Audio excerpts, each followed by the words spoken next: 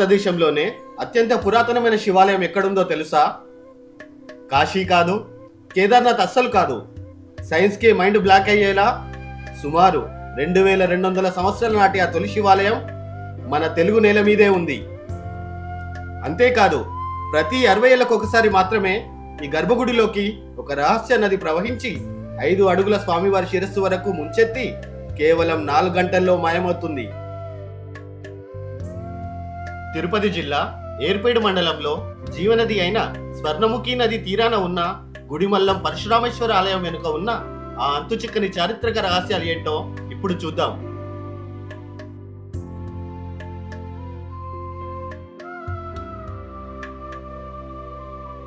మరుగున పడిన చారిత్రక ఆలయ విశేషాలను సవివరంగా మీ ముందుకు తీసుకువచ్చే మీ నేస్తం ఓరుగల్ల అందాలు ఛానల్ కు స్వాగతం.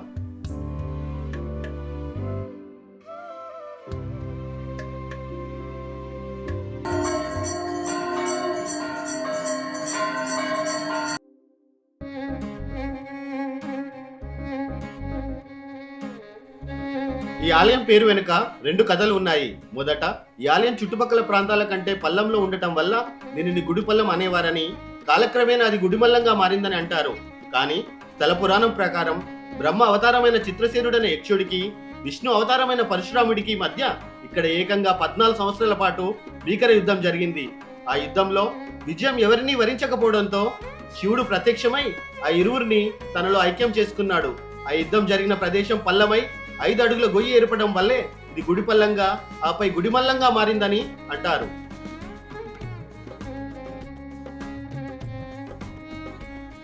సాధారణంగా మనం చూసే శివలింగాలు పీఠంపై గుండ్రంగా ఉంటాయి. కానీ గుడిమల్లంలో ఉన్న విగ్రహాన్ని చూస్తే ఎవరైనా ఆశ్చర్యపోవాల్సిందే. ప్రపంచంలోనే ఎక్కడా లేని విధంగా ఈ 7 పలకల ఏకశిలా శివలింగం స్పష్టమైన పురుషాంగం ఆకారంలో ఉంటుంది.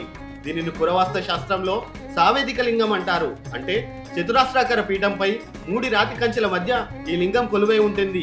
ఇక్కడి బాణ మరియు పీఠం మాత్రమే అత్యంత ప్రాచీనమైనవి.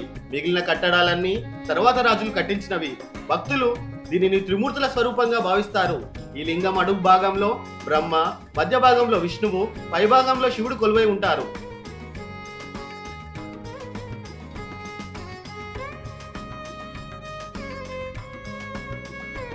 చరిత్రకారుల ప్రకారం గుప్తుల కాలానికి ముందు, అంటే 1000 ఏళ్ల క్రితం స్త్రీ పురుష అవయవాలను వేరువేరుగా పూజించే ఆచారం ఉండేది.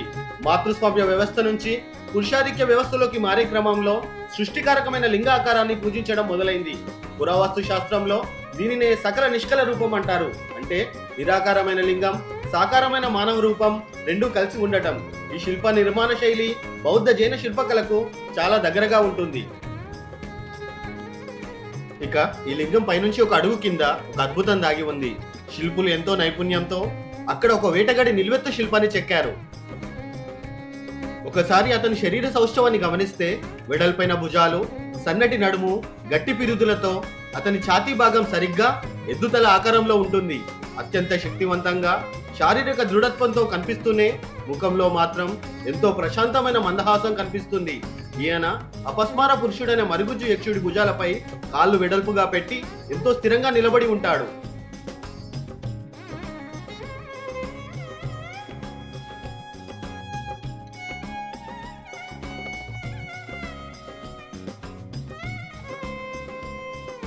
రెండు చేతులు కిందకు వాలి ఉండి కుడి చేతితో వెనక్కు కాలు పట్టుకోవడం వల్ల తలక్రిందులుగా వేలాడుతున్న గొర్రెను, ఎడమ చేతితో ఒక గుండ్రటి పానపత్రును పట్టుకొని ఉంటాడు. అదే ఎడమ చేత్తో నడుముకు ఆనించి ఉన్న పెద్ద పరశువును, అంటే గండ్రగొడ్డలిని పట్టుకోగా అది అతని ఎడమ భుజానికి ఆని ఉంటుంది.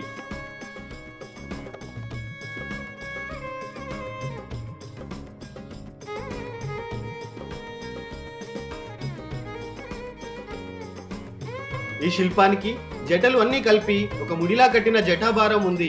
అధికారం, సంపదలకు సూచిగా చెవులు సాగి ఉండి వాటికి బరువైన 7 అంచెలు కలిగిన గుండ్రటి కుండలాలు ఉన్నాయి. మెడలో అత్యంత విలాసవంతమైన సరపలిహారం, భుజాలకు కేయుర భుజకీర్తులు, మోచేతికి మరియు మణికట్టుకు పూసల కటకవలయ గాజులు, ఛాతి కింద ఉదరబంధ అనే వెడల్పాటు పట్టి, మోకాళ్లపై గోచి పెట్టి కట్టిన దోవతిపై పూసల మొలతాడు ఉన్నాయి. కానీ వింతగా ఎలాంటి యజ్ఞోపవీతం అంటే జంధ్యం మాత్రం లేదు. అందుకే చరిత్రకారులు దీనిని వేదకాలం మరియు పురాణ కాలానికి ముందటి రుద్రుని రూపం అని అంటారు. ఈ ఆలయంలో తవ్వకాలను పర్యవేక్షించిన ప్రముఖ పురావస్తు శాస్త్రవేత్త డాక్టర్ ఐకే శర్మ గారి ప్రకారం ఈయన పరశురాముడు కాదు, నుదుటిపై కళ్ళు కేంద్రీకరించి ఉన్న అగ్నిరుద్ర శివుడు లేదా యోగ దక్షిణామూర్తి. పైగా ఈ లింగానికి పానమట్టం కూడా లేదు.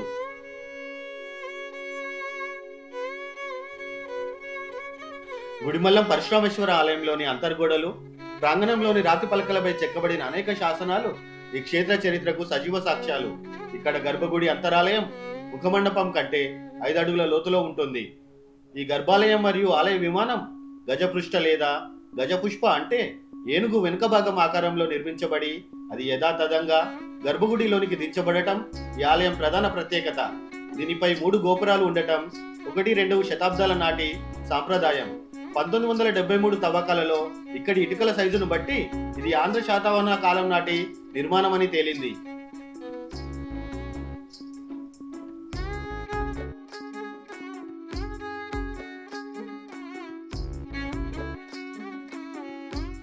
ఈ ఆలయ ప్రాంగణంలో లభించిన శాసనాల్లో అత్యంత ప్రాచీనమైనది పల్లవ చక్రవర్తి 3వ నందివర్మన్ పాలనలోని 23వ రాజ్యాభిషేక సంవత్సరానికి అంటే క్రీస్తు శకం 802 నాటిది.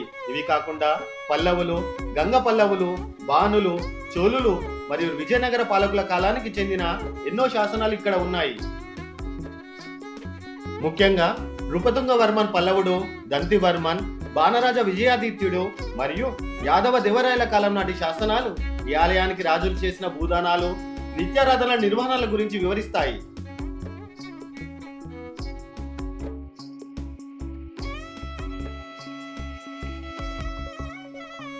ఇక ఆలయ నిర్మాణ మార్పుల విషయానికి వస్తే క్రీస్తు శకం 1126లో విక్రమచోళుడి కాలానికి చెందిన శాసనం అత్యంత కీలకమైనది. ఈ ఆధారాల ప్రకారమే ప్రస్తుతం మనకు కనిపిస్తున్న ప్రధాన గోపురం మరియు ప్రాకార గోడలు 12వ శతాబ్దంలో చోళ శిల్పకళా రీతిలో పునర్నిర్మించబడ్డాయని తెలుస్తున్నది.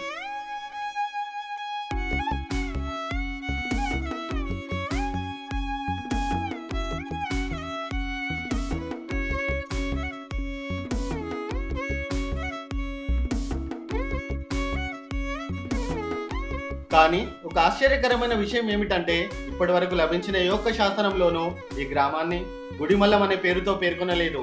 శాసనాలన్నింటిలోనూ దీనిని బ్రాహ్మణ అగ్రహారానికి సూచికగా విప్రపీఠ అని మాత్రమే రాశారు.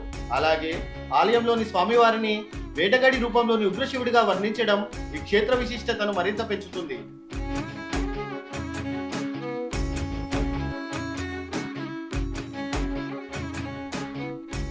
ఈ ఆలయ ప్రాచీనతకు దేశవ్యాప్తంగా గట్టి ఆధారాలు ఉన్నాయి.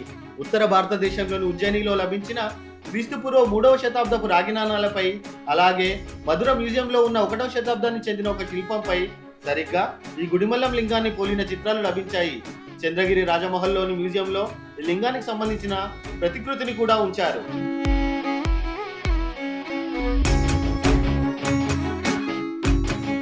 ఈ ఆలయంలో సంక్రాంతి సమయంలో సూర్యకిరణాలు నేరుగా శివలింగాన్ని తాకుతాయి. అలాగే ప్రతి 60 ఏళ్లకు ఒకసారి స్వర్ణముఖి నది జలాలు భూగర్భ నాళాల ద్వారా గర్భగుడికి చేరి స్వామివారిని అభిషేకిస్తాయి. చివరిసారిగా 2004లో ఈ అద్భుతం జరిగింది.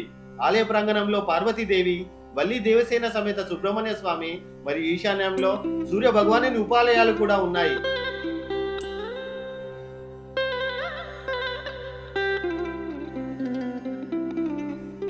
సుదీర్ఘ చరిత్ర కలిగిన ఈ కట్టడాన్ని 1954 నుంచి పురావస్తు శాఖ తమ ఆధీనంలోకి తీసుకుంది. మధ్యలో పూజలు నిలిచిపోయినప్పటికీ ఎన్నో ప్రయత్నాల తర్వాత 2009 నుంచి కొన్ని నిబంధనలతో ఇక్కడ దేవాదాయ శాఖ ఆధ్వర్యంలో నిత్య పూజలు జరుగుతున్నాయి.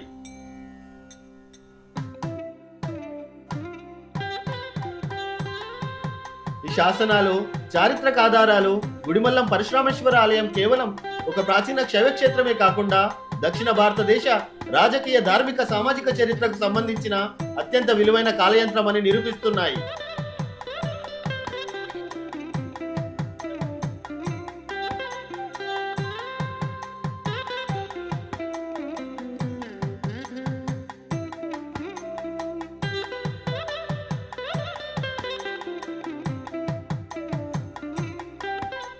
తిరుపతి వెళ్లిన భక్తులు తప్పక దర్శించవలసిన ఆలయం ఈ గుడిమల్లం పరశురామేశ్వర ఆలయం. మరి మన తెలుగు నేల సంస్కృతికి నిలువెత్తు సాక్ష్యమైన ఈ అద్భుత ఆలయ విశేషాలపై మీ అభిప్రాయాన్ని కామెంట్ చేయండి. వీడియో నచ్చితే లైక్ చేసి అందరికీ షేర్ చేయండి. మరిన్ని ఆసక్తికరమైన వీడియోల కోసం ఓరుగల్లు అందాలు ఛానల్ను సబ్స్క్రైబ్ చేసుకోండి. ఓం నమః శివాయ.